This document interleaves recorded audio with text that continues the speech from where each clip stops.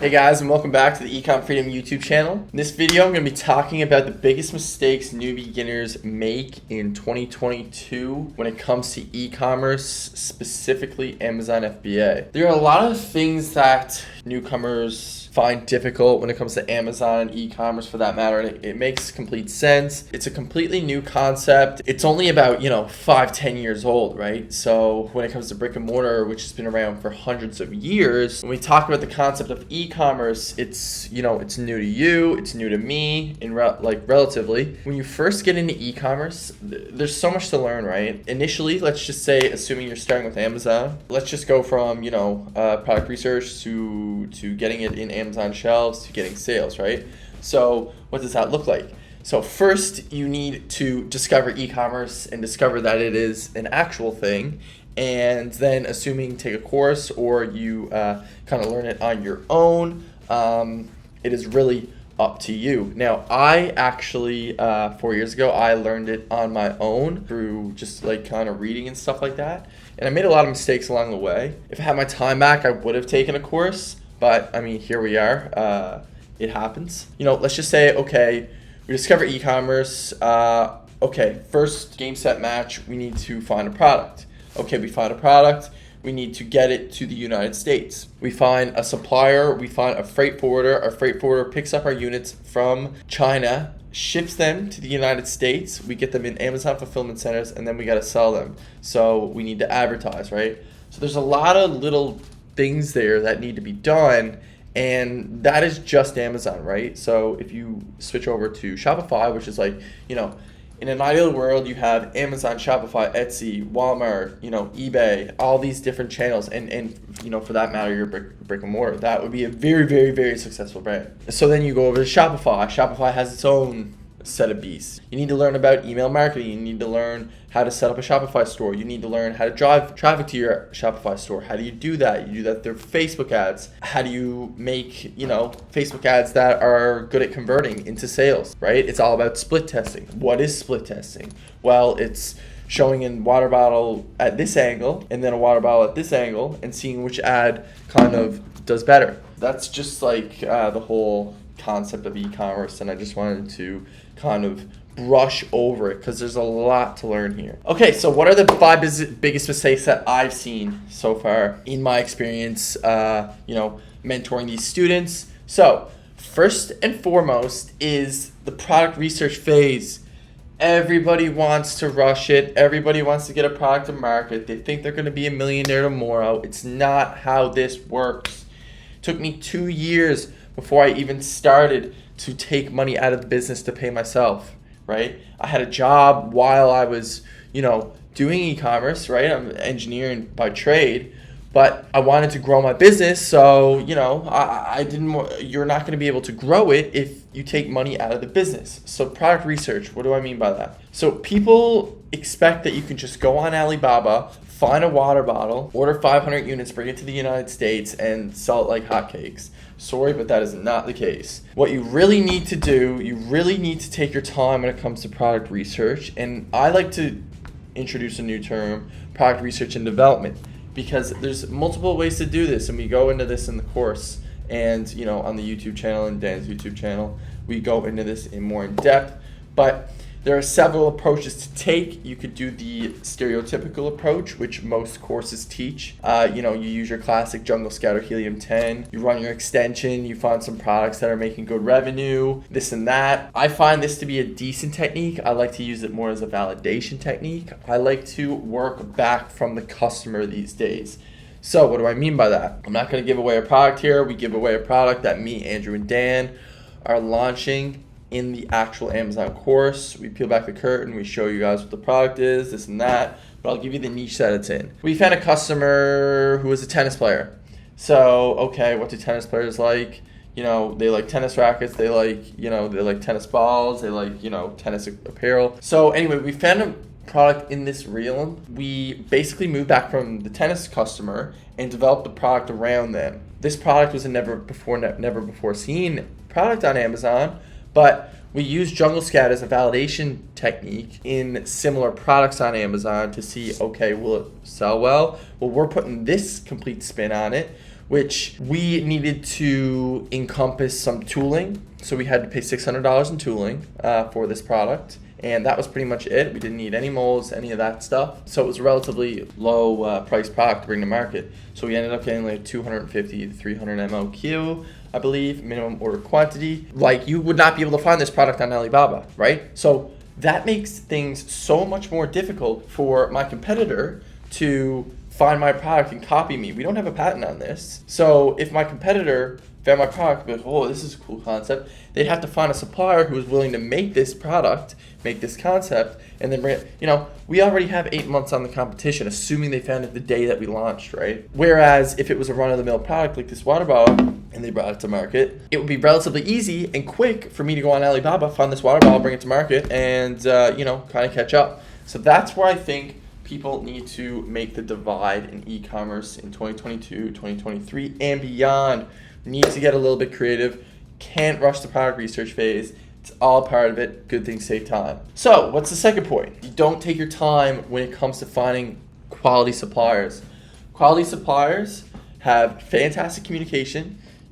They have decent minimum order quantities. They're willing to work with you. They're willing to, make and encompass the changes that you are proposing when it comes to your products, right? Like the things that you want to change so you come to the market with a competitive advantage, right? And guys, it's not easy to find a supplier that's willing to get on board with this. So it's going to be frustrating. It's going to take some time, but once you get that supplier, they are so loyal to you. They will, move mountains for you. So my supplier, Andrew's supplier, are main suppliers for our products. These guys, we ask them, for deals on, I want to pay 10% down instead of 30%. Yeah, no problem. I want to pay the 90% when my inventory is landed in the US. No problem, right? You build up that trust. I want to wire your bank account directly instead of going through Alibaba or PayPal. Yeah, no problem, because I avoid all the fees then. But I wouldn't do that unless you have ordered once or twice through Alibaba, because you need to build up that trust, right? That is another thing that people don't take their time with. They just go with the first supplier that they come across with. You need to make sure your supplier is good and validated, and that, they have a reputable reputation and they're willing to work with you is the biggest thing, and their communication is fantastic. I will take a supplier with paramount communication over a supplier that is giving me a little bit better of a deal any day of the week. So what's the third biggest mistake I see beginners making? They're getting their information from too many sources, right? All of these online guys and stuff like that, I'll be completely honest with you, Ecom Freedom is just we really tell it as it is. I don't really care for making additional income off Ecom Freedom or whatever the case may be, because I have my own brand that's established and it's doing fantastic. It is just something that I like to do. I like helping others when it comes to this industry, because there's just too much misinformation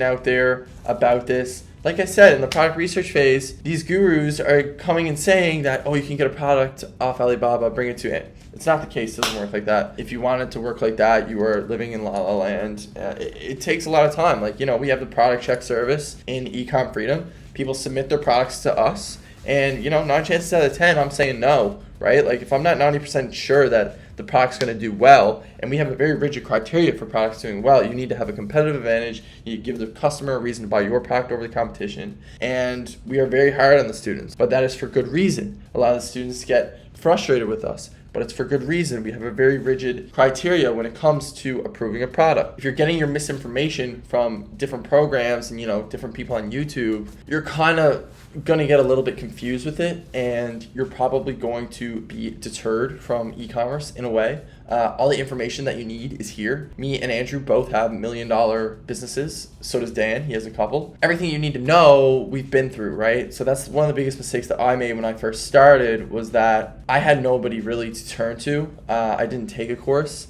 I was just kind of free-willing it myself.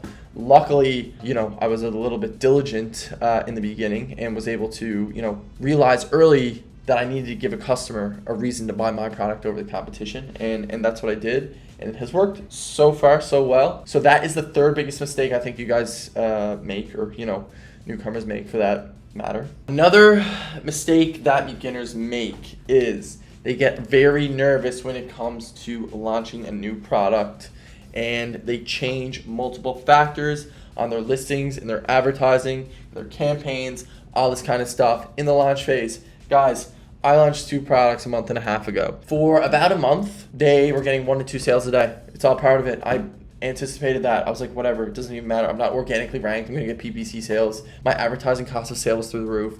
It is all part of it. Now, yesterday, one of them got, 7 sales. The other one got 9, right? It's slowly increasing. This is a month and a half later. And a month and a half later, I have 0 reviews across both of these ASINs. So what I'm trying to say is, guys, is you need to take your time. You cannot get nervous in the launch. If you're seeing advertising cost of sale like a very high percentage, like 200%, it's all part of it. It's gonna come down. You just cannot get nitty gritty with it. Like, Amazon needs the time to collect the data. When you get the data, you can make these informed decisions. Okay, should I keep this keyword? Should I remove this keyword? Okay, my automatic campaign is producing this profitable keyword. How about we add this to our manual campaign, right? You need to be diligent and you need to be focused and, kind of hold true to your guns. It's all gonna work out, right? And these products aren't doing amazing right now, as good as I would like them to be. But, I have faith, like they're gonna do well. I'm a month and a half in, right? I have 0 reviews. It's all part of it.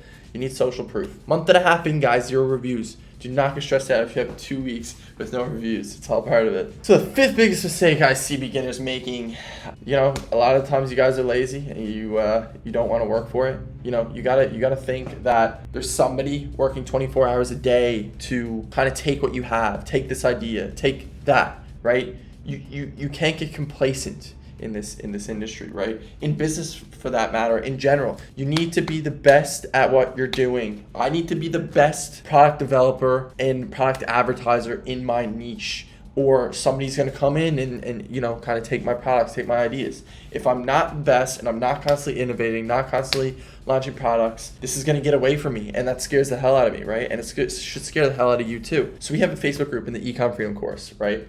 And a lot of the times I get very rudimentary questions that are very generic that you could find off a quick Google search. You know what that tells me? That tells me you're lazy and you're not willing to work for it. You need to use the GIN technique. If you don't know the answer, just Google it now and just read. The amount of information on the internet these days, especially when it comes to e-commerce, now granted a lot of it is misinformation, is available online. When it comes to technical answers and more nitty gritty, I'm more than happy to answer. It makes so much sense why this person is asking this question. Okay, Jeff, if I have a LLC in Wyoming and I incorporated in Canada, what is the process for completing the tax exemption for Alibaba so I don't need to pay sales tax on my order? Okay, that's a very in-depth question, and it makes complete sense why you'd be confused about that, because the information on Google is a bit confusing, right? So I would just bring it down a level and be like, okay, you just need to fill out this form on Alibaba and complete the sales